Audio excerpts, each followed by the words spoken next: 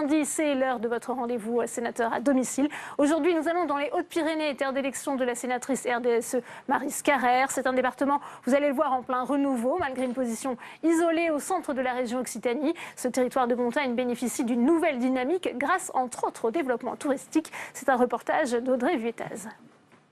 Une avancée dans le vide à 2800 mètres d'altitude, avec pour panorama la chaîne des Pyrénées. Ah oui, oula.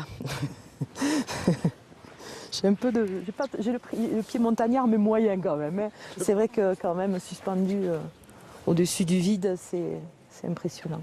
La sénatrice Maryse Carrère découvre la toute nouvelle attraction du Pic du Midi, le ponton dans le ciel, qui finit par un sol de verre.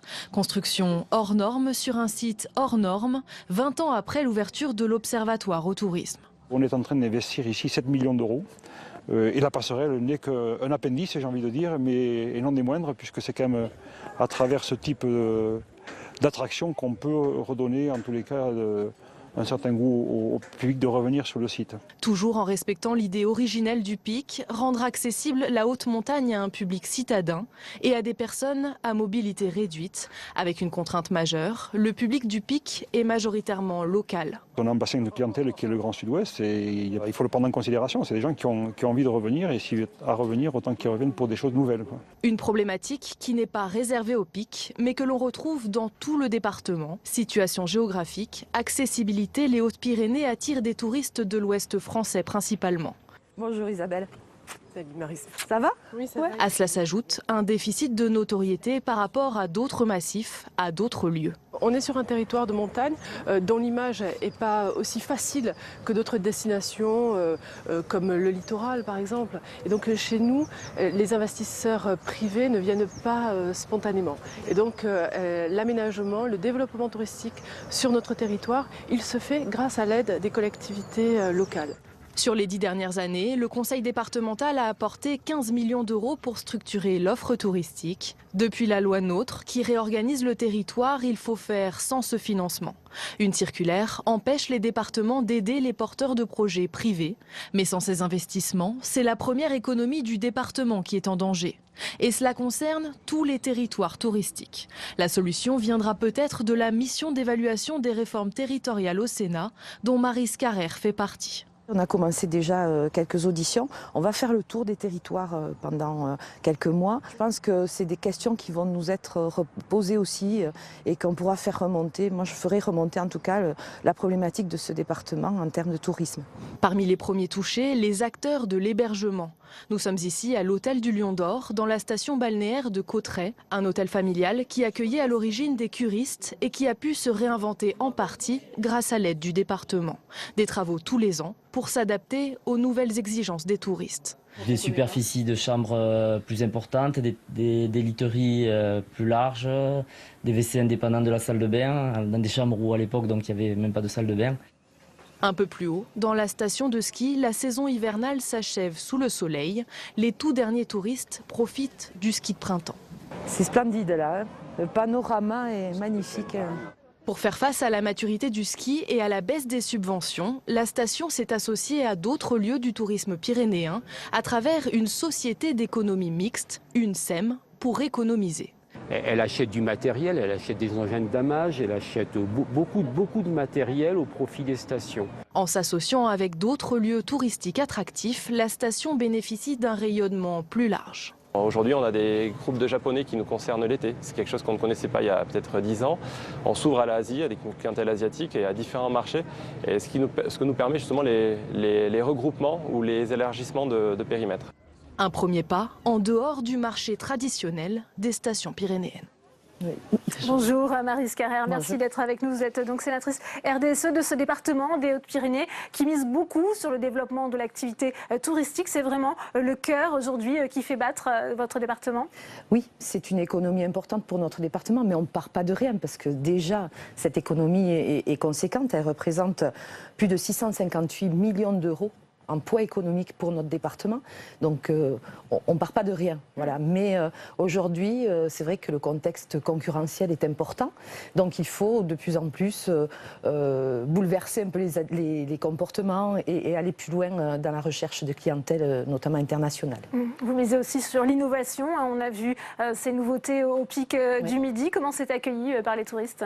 Bien, très bien. C'est quelque chose d'assez exceptionnel. On est suspendu dans le vide avec près de 600 mètres dessous nos pieds. C'est des choses comme ça qui font que l'innovation, les produits un peu exceptionnels attirent de plus en plus de touristes dans notre département. La saison de montagne se termine, la saison de ski. Il faut passer maintenant à la saison estivale. Votre département a aussi des atouts, notamment avec Lourdes. Là aussi, c'est un atout capital pour le département. C'est un atout capital. Hein. C'est vraiment le poumon économique du tourisme départemental. Mais c'est aussi 12 stations de ski pour la partie hiver. C'est aussi 8 stations thermales. Le thermalisme est très important dans notre département. Premier département en termes de stations thermales. Les plus grosses stations thermales sont dans notre département. Et 10 centres de balnéothérapie aussi, qui fait qu'on est aujourd'hui sûrement le département le plus zen de France. On entendait Audrey Vétas dans ce reportage estimer cependant que ce secteur d'activité était en danger. C'est aussi le sentiment que vous avez ? Alors c'est un sentiment un peu mitigé. Effectivement, depuis quelques années, c'est vrai que la mutualisation de toutes les énergies au niveau départemental ont fait que ce département a fait de gros investissements. Au niveau économique, justement, le Pic du Midi, en 20 ans, c'est 40 millions d'euros d'investissement qui ont été faits par les collectivités locales. Effectivement, on a chez nous un déficit les privés ne viennent pas forcément sur notre département, donc c'est les collectivités qui font les efforts en investissement. Aujourd'hui, effectivement, les collectivités n'ont plus les mêmes moyens qu'avant, on ne leur donne plus non plus les possibilités. C'est une des conséquences de la loi NOTRe C'est une des conséquences aussi des baisses de dotations au fil des années, bon pas cette année mais les précédentes années, la baisse des dotations et puis la loi NOTRe aussi qui ne permet plus au département d'investir, de porter des politiques en donnant des subventions à des privés. Alors comment on fait pour trouver de ressources nouvelles, justement, sans ces aides de l'État ? Il va falloir qu'on soit encore plus imaginatif et on peut les accompagner autrement. On a vu Isabelle Pellieu, directrice de Haute-Pyrénées Tourisme Environnement, qui est le comité départemental de tourisme des Hautes-Pyrénées, qui aussi accompagne les porteurs privés par d'autres moyens, en les aidant par exemple à relooker leurs hébergements, à faire un effort sur la qualité de l'accueil de l'hébergement. Pas forcément en apportant des moyens aujourd'hui financiers, mais en apportant des conseils.